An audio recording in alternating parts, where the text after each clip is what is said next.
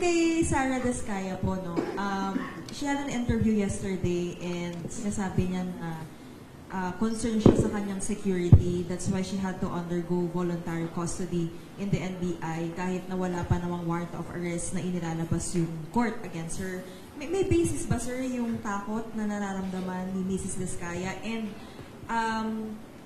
ano po yung implications or effect nito? Kasi may iba pong tao na parang pinupunan na bakit pumayag yung NBI na mag-undergo siya ng voluntary custody and doon siya silbihan ng warrant. Well, I really cannot second guess what's in the minds, no, or the thought process of the Descayas.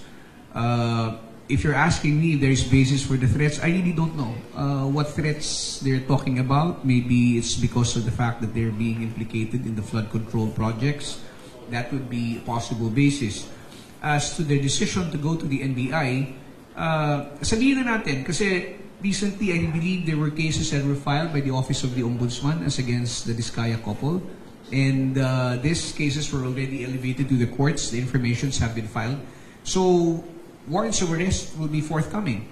Now, if warrants are issued, the subject, subject accused can opt for one of two things. One is to wait until the warrant is served, and second is to voluntarily surrender.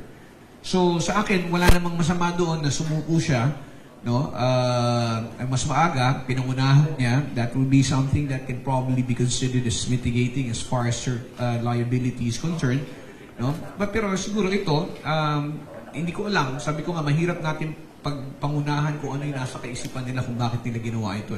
Kasi yung issue about security, that has always been a matter which has been raised by the Descayas from day one, no? And I remember also that they said, no, na kumuha kami ng sarili naming security.